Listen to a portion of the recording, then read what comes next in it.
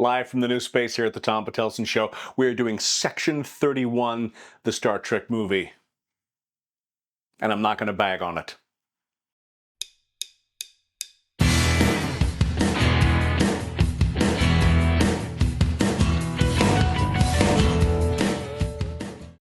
Hi, thank you for tuning into the Tom Patelson Show. Yeah, this is the brand new space. This is the brand new studio. Everything is set up. I've got it painted the way I wanted it, with the orange sunset and the blue for the sea, and surrounded by all of my favorite Star Trek things, my Star Wars things, my nerddom, all of it, boards, games, you name it, science fiction. It is absolutely surrounding me, and I'll show you some shots of things on the wall and other things that I've put together. Here's the thing. Behind me is the poster of Star Trek II: The Wrath of Khan, which is my favorite Star Trek movie, and I'm going to put a different poster up there every couple of months. I'll change that out to show bits and pieces of my nerdom that's covering a window, and I think it'd be perfect to put a poster there. I think that's great. But here's the thing. I went on eBay to find that poster, and if you look at it right here, it's a good-looking poster, and I'm not sure if this is the actual movie release poster, but there is a picture right there of the Enterprise shooting its phasers on Space Station Regular 1, which is where Kirk's old girlfriend and his son work. That doesn't happen in the movie. I don't know why they show that in the picture. Whatever artist they got to design that, if this is the real thing, and if not, they're just throwing pictures together. But yeah, the Enterprise never blows up the space station it is sworn to defend. Like I said, Section 31. I'm not going to bag on it. I'm not going to bag on this movie because it is Star Trek, and I want to love the Star Trek movie, but it's got some issues and it's got some things. So, I'm not a big fan of the Terran Empire. I'm not a big fan of the Mirror Universe. I don't care so much for that storyline, but I didn't know just how many episodes there were. There are 18 episodes in the Star Trek universe, ranging from Enterprise to Deep Space Nine to and especially Discovery. Discovery is when they really cracked it open and showed us the entire thing, not to mention Philippa, who comes from the Terran Empire, the sworn emperor of everything and murderous and whatnot, and this is her story. So, the cast. I'm going to have to look at my notes on this one because I can't pronounce half the names, but it's got Michelle Yeoh, Omari Hardwick, Sam Richardson, Robert Kaczynski, Casey Roll, Sven Ruigrok, I don't know. Stacey Grohl, Sven Ruigrok, James Hiroki, and Humberly Gonzalez. I hope how to say this. I'm sorry, it's awful on that, I'm telling you. So it's a blockbuster style cast of everybody thrown in together, and here is the plot in a nutshell, okay? Philippa from the Terran Empire becomes emperor when she passes the final test, which is to murder her family. And when she does so, she's competing against a fellow who's her lover, Han. And Han can't kill his family, so he doesn't become emperor. He, in return, becomes sworn slave to the emperor. And they're supposed to be lovers and in love, but you don't really see that. You don't know where that comes into play, but that doesn't matter. Her lover commits suicide, as does every scientist that works for the Terran Empire, because Philippa has decided to build the big terrible thing. The big terrible thing, or the MacGuffin in this movie, is the Godsend. And the Godsend is a thing that will blow up everybody and kill everybody. It's the terrible thing. It's the big terrible thing. That's what they're fighting over. That's what they're all looking for. So, and not to mention, it's in the Terran universe, but now it's in our universe. And oh my goodness, we've got a race to get the big terrible thing. So, longtime favorite girlfriend of this show, Jamie Lee Curtis, makes an appearance as Control for Section 31 to put together a ragtag group of misfits who will fight together and beat and do this problem. Yeah. Which is like the Suicide Squad for DC, or the very soon-to-be-released Thunderbolts from Marvel, or the Dirty Dozen, The Taking of Pelham 1, 2, and 3, Reservoir Dogs, The Wild Bunch, and every other movie in this subgenre of action movies. It's the bag of misfits who can't work together, but they're forced together. You know, it's they don't trust each other. They're killers. Some of them are borderline insane. But when you've got a problem that no one else can handle, this is the group you want, and it's fine. I don't mind this subgenre as long as it stays fun and as long as it stays true. And I mentioned this too many times on this show. I talk about peanut butter and jelly sandwiches. If you're gonna do a peanut butter and jelly, do it good. Do it right. I mean, don't give me kind of a peanut butter and jelly sandwich. This is an old, done thing. They're chasing after the big thing, doesn't matter what the big thing is, and these are 5, 6, 7 characters who don't get along. You can show me that story, but do it good. Things that work. Things that work on this. The sets are beautiful, so's the costuming, so's the art design, so are the devices and the mechanisms. It looks very future-y and very Star Trek-y. It looks great. Now, this does happen, I believe, in Kirk's Star Trek, or the old Discovery Universe's Star Trek, I think is the timeline, which doesn't look like the 60s Star Trek, but that's fine. That's not where we're going for anyways, but it looks nice. The art direction is good.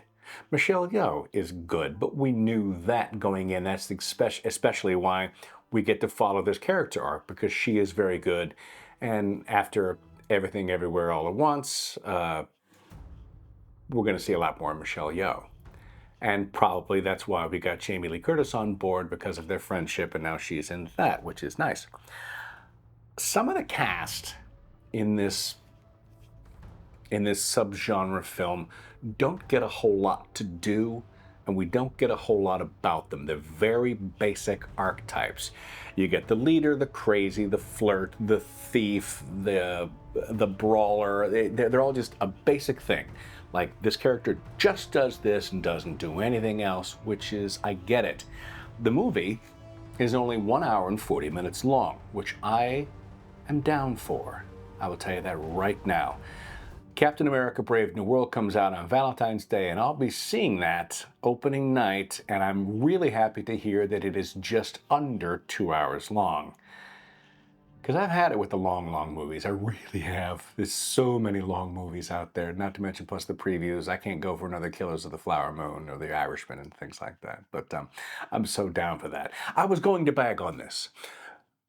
I watched it the night it came out. I sat on the big fat couch with my remote watching it, and I wanted to bag on it as I'm watching it happen. And then I remembered, no, this is Star Trek and I love it. That was that. It is the Star Trek universe. It is the future. It is wonderment and crazy, and it's for Trekkies and Trekkers, even though this is its score on Rotten Tomatoes right now, and the fans are not down on this. I'm gonna be down on this. Why? Because it is from my favorite universe and from my favorite property, and it's just flashy lights and sound and fighting and whatnot. Go ahead and let it enjoy it. Enjoy that. Forget everything you know. Because I went in with a whole mind full of Star Trek as we do, and so of course I'm like, well, that doesn't make sense, and I don't know if I like that, and I don't know if I like that. I have to follow my own rules and forget the things I know and just try to enjoy it for what it is, which is bright, shiny, flashy future things. Another thing that is cool, speaking of bright, shiny, flashy, the mech suit. The mech suit is very cool. When the second he walked on stage, Robert Kaczynski as Zeph. And I went, oh, I'm down with that. And the mech's a part of his body, it's part of his person. I am completely down for that. Yeah, I need a lot more fantasy in my life right now. I need a lot more science fiction. I need a lot more of it. We all need a lot more of it. I'm not watching the actual news or anything like that. Not for a while. I'll go back and forth. I'll keep up to date on what's going on, but get me back to what's going to pull me away from the here and now. Escapism is what a lot of people call it, and I'm kind of down for that when it is, and that's what I want when I've got 2 hours to kill and do nothing. When I've got 2 hours to kill and do nothing, sometimes I don't want to watch a documentary about something about real life. Sometimes I don't want to watch anything based in this world. Give me the fantasy, give me my science fiction, let me wrap myself up in that 2 hours I get to go and disappear. Other than, yeah, mediocre Trek or Trek that doesn't seem to fit to me is better than no Trek at all, and I'm not the biggest fan of the Terran Empire. But this was fun. This could be very fun. Give it a shot. If you've watched it already and you're going to bag on it with me, don't. Don't bag on it. It is what it is. They had an hour and a half to try and pull off something and introduce us to a bunch of new characters and a bunch of new worlds, and I'm wondering whether or not they want to try and put this into a TV show. I doubt that will happen, but it might give us another movie. Might give us another movie from these characters. I wouldn't mind them coming back and see what's going to happen next. Fine. Let's see this A-team, if you will, you know. Let's see what they do next before they ripen. Let's see, another episode from the Dirty Dozen, the Thunderbolts, this Suicide Squad, Trek's Suicide Squad. Yeah, go ahead and give it a look. Coming up soon from this channel, I have a lot more space now. I have more space for more than one guest to sit next to me. I can have 3 guests sit side by side, and we can talk about our top 10 lists and movies, and people who I've only seen, people you've only seen one-on-one with me, you can see together. We can do more group chats. We can do more interactive things for the channel because I've got more space. I've now set up on that side the little red toolbox. That's my painting kit, and my orcs are over there, and that's going to fill up with more things I'm working on with my hands in addition to watching things and playing things. A lot more game reviews. I just got Tiny Epic Cthulhu and had our first playthrough last night, and it's a thing. It's enormous as a game. Like, it's a big game. It took us 20 minutes to set the game up, for gosh sake. It's a thing. But we're doing a lot more on this show and a lot more on this channel. And I appreciate you coming with me. It's your first time here, then enjoy the new set. Watch the reruns to see what the old set looked like. It was just the shelf with me in front of it. I got an entire new giant thing behind me. And giant, I mean, well, it's not giant. But anyways, I can't wait to start this year off and nerd out and geek out and talk about the things we do that takes us away from this world and lets us delight in our fantasy. Let us delight in our imaginations, because what is our imagination can become reality. That's true. Thanks for coming with me on this journey. Until I see you next time, as always, peace, love, live long and prosper. And I mean it.